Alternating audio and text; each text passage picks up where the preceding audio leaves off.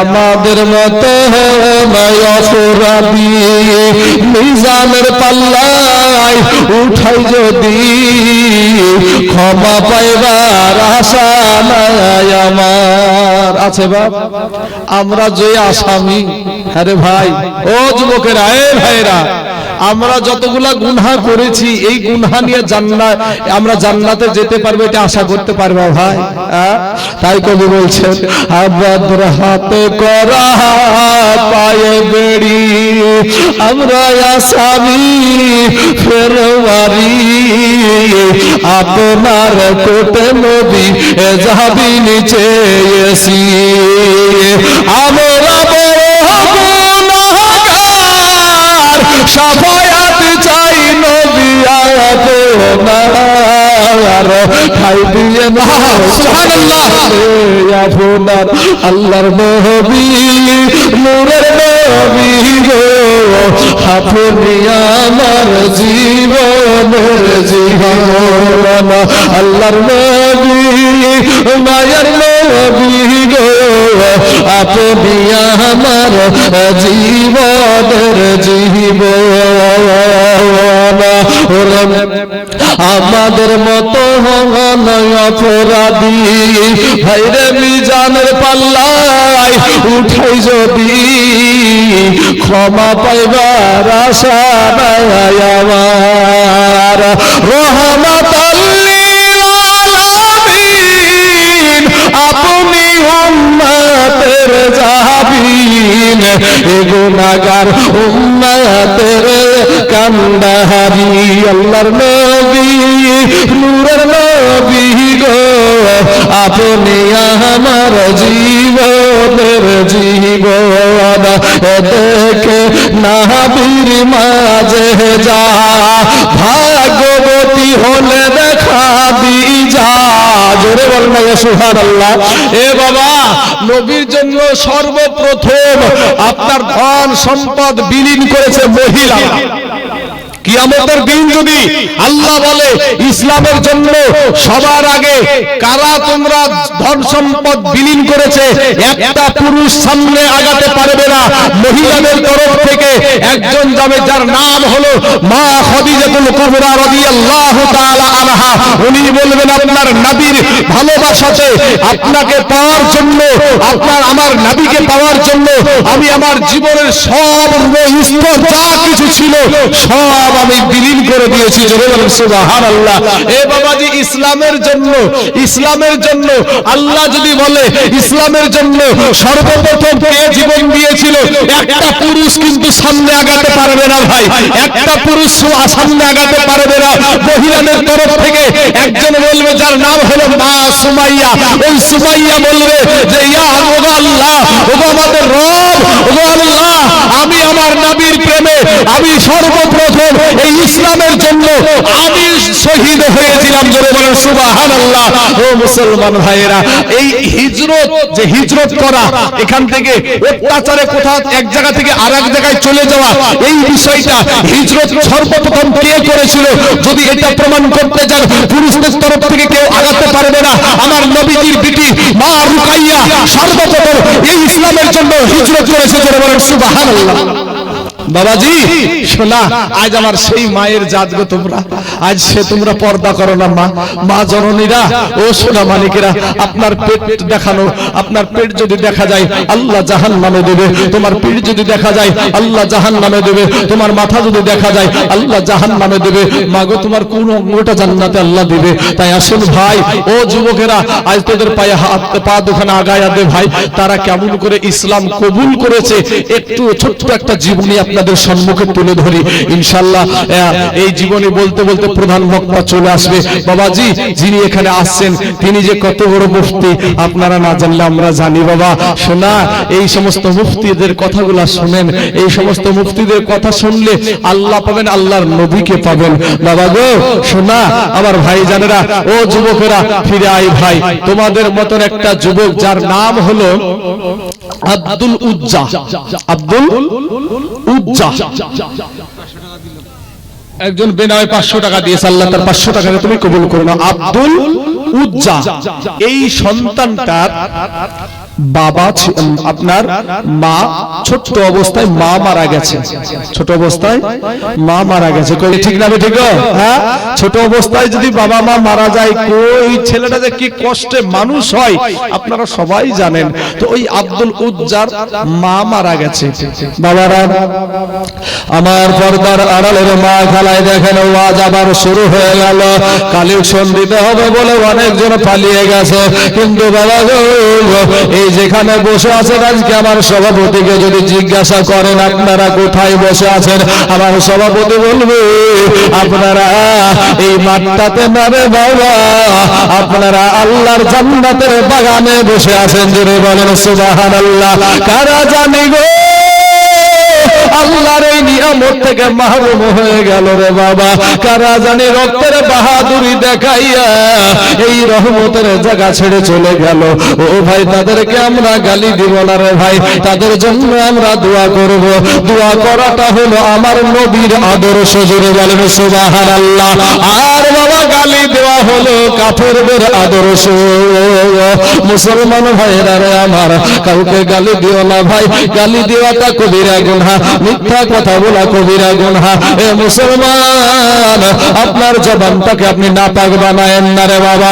এই আব্দুল উজ্জার ছোট অবস্থায় তার মা জননী ইন্তেকাল করেছে বাবা, পরে আবার বিবাহ করলো তার বাবা সতার মা। এই সতার মায়ের কাছে বড় হতে হতে হতে হতে কিছুদিন পরে তার বাবাটাও মারা গেল।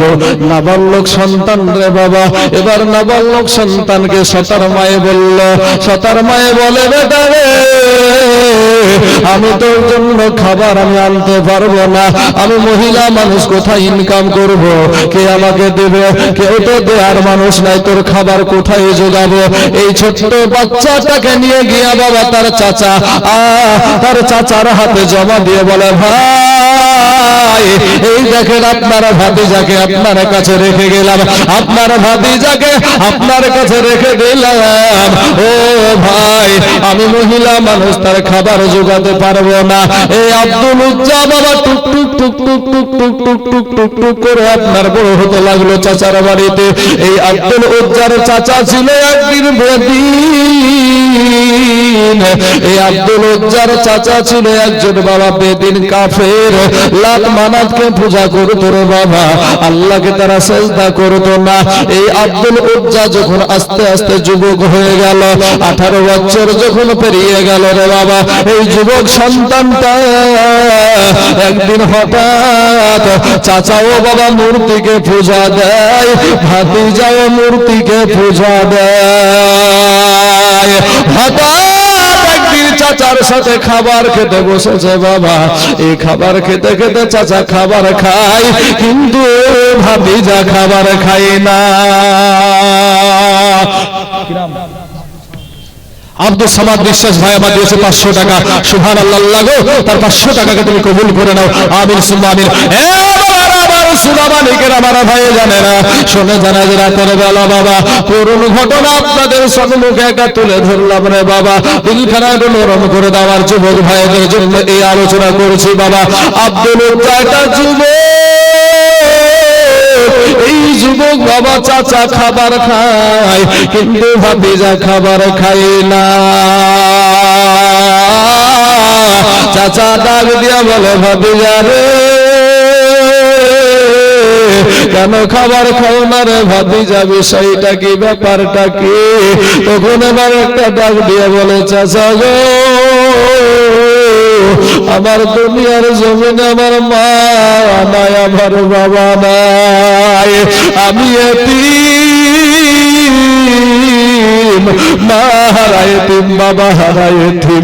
ওগো চাচা, অনেক দিন থেকে আপনাকে আমি একটা কথা বলবো বলবো করে কিন্তু ভয়ে বলতে পারে নাই, আপনি যদি নির্ভয়ে দেন তাহলে আপনাকে আমি কথাটা বলতে পারি, আপনাকে আমি কথাটা শেয়ার করতে পারি।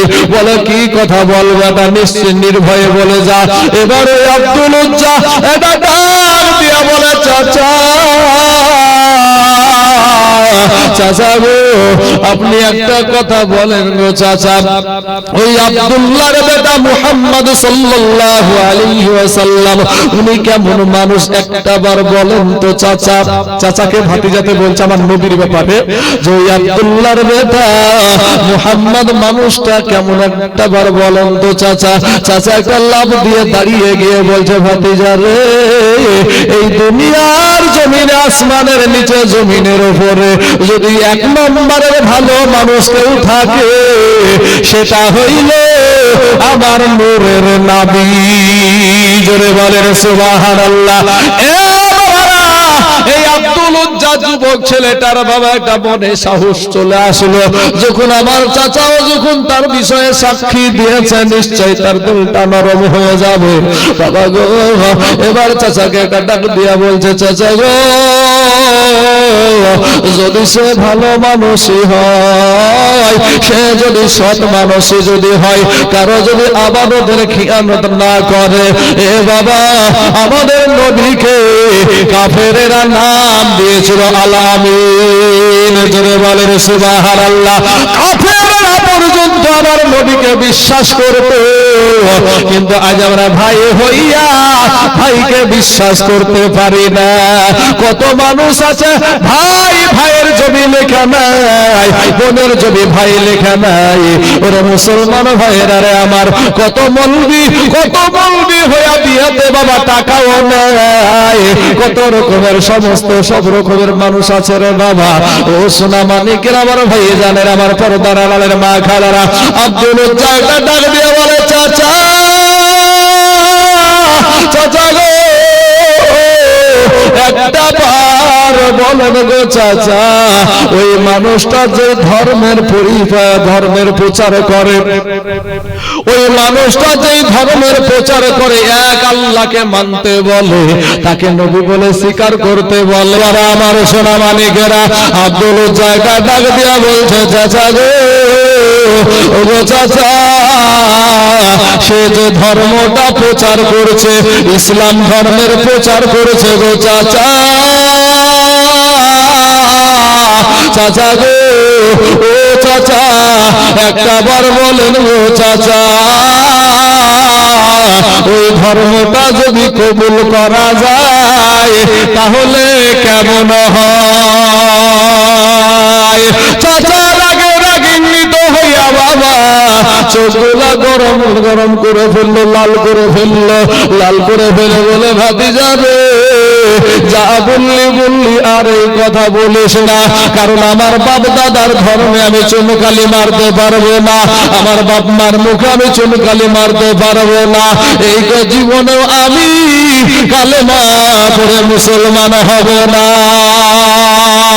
হে কালেমার ভাইয়েরা আমার মুসলমান যুবকেরা, আব্দুল উজ্জা দেখলে যে চাচা তো কোনোদিন কালেমা পড়ে মুসলমান হবে না, আর আমি কখন জানি মরে যাই, কখন জানি আজরাইল এসে হাজির হয়ে যায়, কখন জানি কাফনের কাপড় আনার জন্য মানুষ যায়, কখন জানি আমার জন্য বাজারে যায়।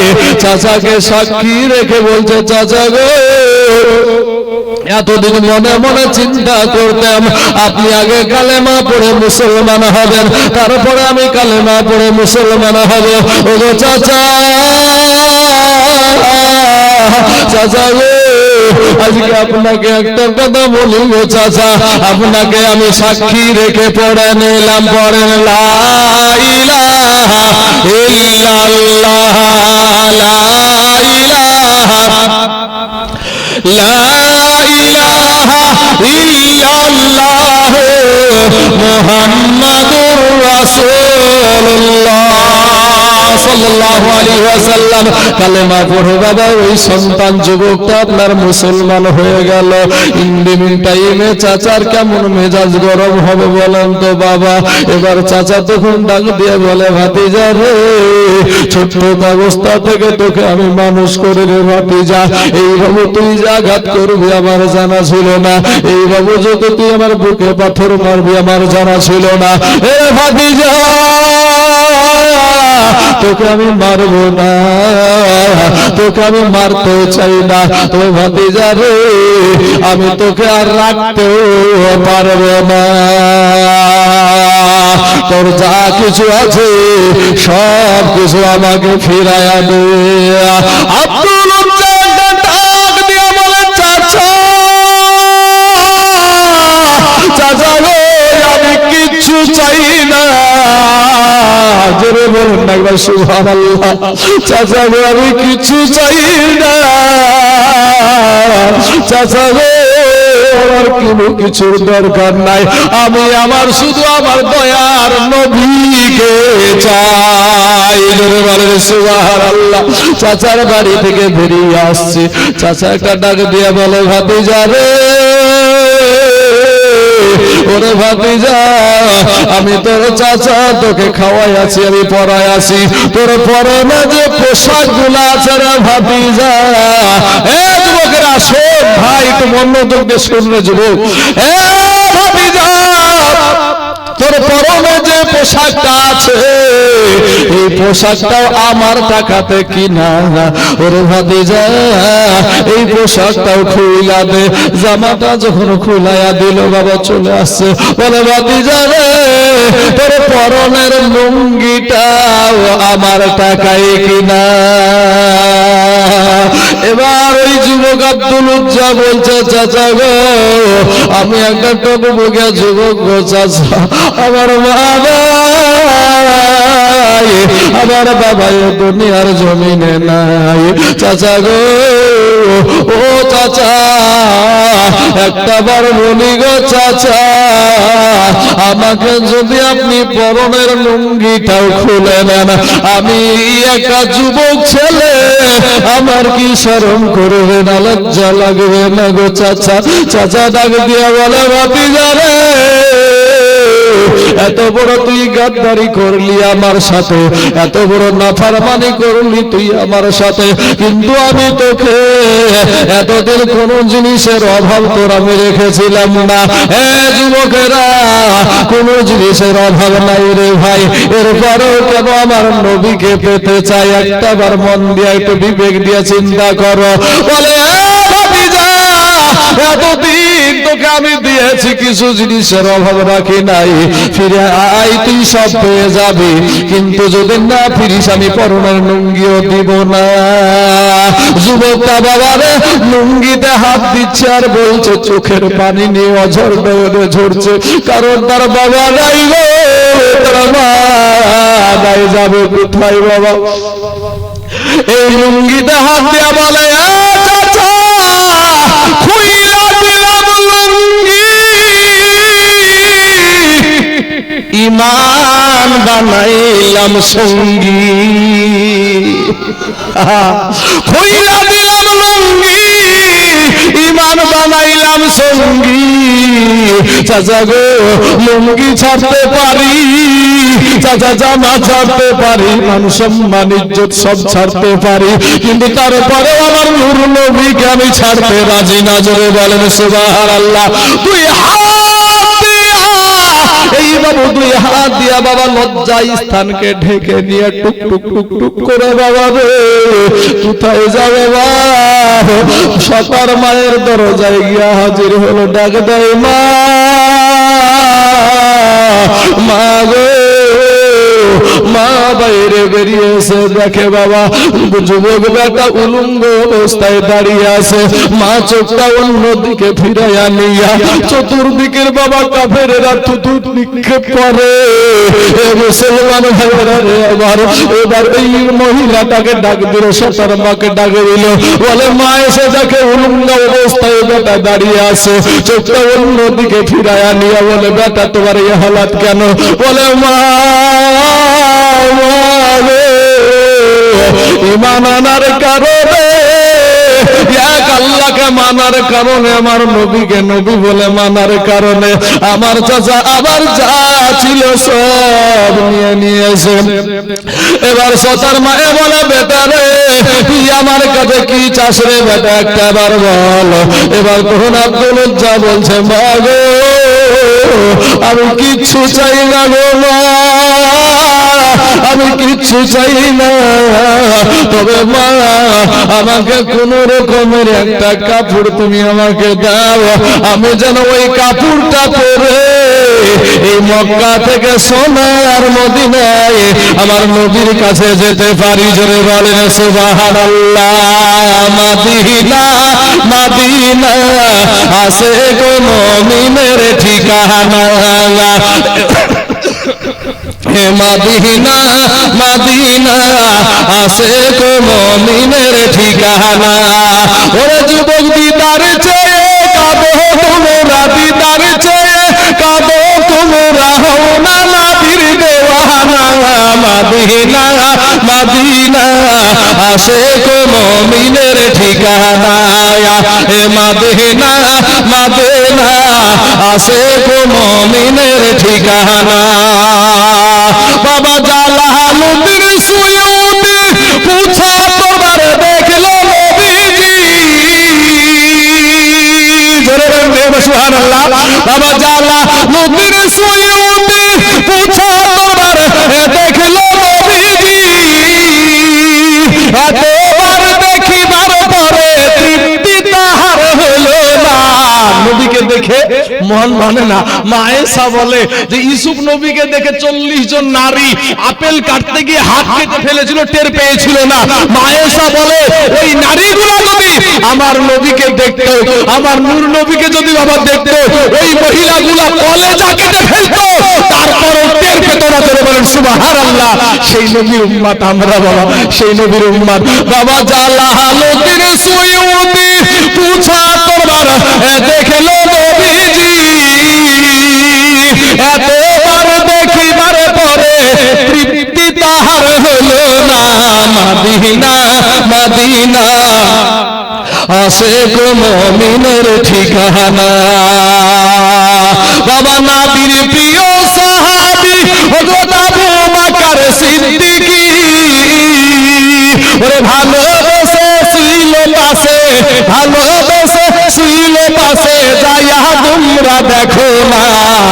এ বাপ, আপনাদের দেশের হাজী সাহেবকে জিজ্ঞাসা করবেন যে আবু বকর সিদ্দিক রাদিয়াল্লাহু তাআলা আনহুর যে মাজার শরীফ ওটা কোথায়, আর নবীজির যে রওজা শরীফ এটা কোথায়, কতটা ফারাক জিজ্ঞেস করবেন, বলে দেবে। তাই বাবাজি এই পাশে জায়গা পেয়েছে আমার নবীকে ভালোবেসে। জোরে বলেন সুবহানাল্লাহ। এ বাবা আমার সোনা মানিকেরা, আব্দুল জায়গা ডাক দিয়ে বলো মা গো আমাকে একটা মাত্র কাপড় দাও গো মা, এই কাপড়টা পরে আমি সোনার মদিনায় চলে যাব। আমার পর্দার আড়ালের মা খালা গো বক্তা চলে আসবে বাবা, আমি আপনাদেরকে বলি এ বাবা কালেমা পড়ার কারণে নিজের কাপড়টাও মিলল না রে বাবা। আমি আপনাদের 10টা ব্যক্তিকে বলবো বাবা 100 খান করে টাকা এই আব্দুল উজ্জা বাবা নিজের ইজ্জত মানুষকে দেখায়া দিল ঈমান আনার কারণে। এই মাহফিলের জন্য 10টা মানুষকে বলবে 100 খান করে টাকা এই মাহফিল আগামী বছর করার জন্য একটু দিবেন বাবাজি। আমি আপনাদেরকে নিয়ে একটু হাত উঠাবো আল্লাহর দরবারে, আপনার মায়ের জন্য, আপনার বাবার জন্য, আপনার ভাইয়ের জন্য, শ্বশুর শ্বশুর শাশুড়ির জন্য, স্বামীর জন্য এটা দোয়া করবো বাবা। এমন করে আল্লাহর বান্দা আছে মাত্র 100 খান উজ্জা। এবার একটা কম্বলকে বাবা তার মা জননী এই দিকে নজর করেন ভাই, এ যুবকরা এদিকে নজর করেন, এ বাবা যে ওখানে দিচ্ছে ঠিক আছে এদিকে নজর করেন। এই কথাটা আমি তো বলে যাই কারণ প্রধান বক্তা আসার টাইম হয়ে গেছে, না জানি কখন এসে চলে আসে, আর ওই রকম মুফতির সামনে আমরা কথা বলার সাহস রাখি না বাবা। সোনা মানিকেরা রে, এবার আপনার ওই একটা কম্বলকে আধখান ছিঁড়ে ফেলে বাবা, আধখান কম্বল দিয়ে দিল, আধখান কম্বল বাবা যখন মাজাতে জড়লো রে বাবা, না রে